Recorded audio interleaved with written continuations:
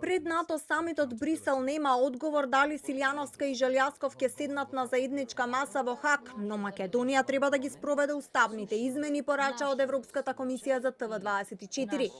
По изјавата на премиерот Мицкоски дека е во комуникација со Европската комисија и дека е одреден предлог термин за средба на маргините на НАТО самитот во Хаг, но дека се чека Бугарија. Телевизија 24 побара став од комисијата. Дали Софија прифаќа или одбива средба, дали ЕУ-САД и НАТО се уште спремни да седнат на масата како сведоци и дали е доставен одговор до Брисел. Од Европската комисија кратко порачаа дека силно охрабруваат диалог меѓу двете страни.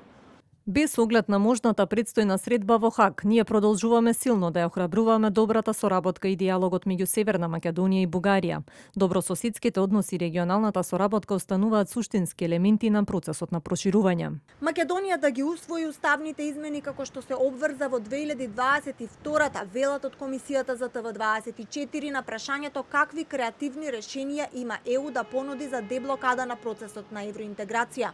За да се движи напред во процесот на преговори за пристапување, Северна Македонија треба да усвои уставни измени, со цел да се вклучат во уставот граѓаните кои живеат во границите на државата и кои се дел од други народи, како што се бугарите, како што се обврза да го стори тоа и во согласност со заклучоците на Советот од 2022 година.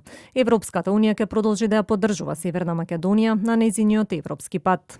Додека трае молкот од Бугарија за средба во Хаг, тензијата меѓу Скопје и Софија се трансмитира на повеќе дипломатски платформи.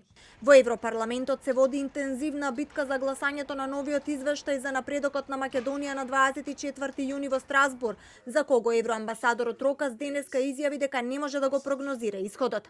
Во меѓувреме Мицкоски и Силјановска заеднички ги билдаат силите за можна средба со бугарскиот политички врв, а Желјасков веќе ги тргна од агендата Австрија која имаше понуда за медиатор и Совет на Европа од каде порача организацијата да не се користи за така наречена антибугарска кампања, а во исто време побара и заштита на бугарите во Македонија.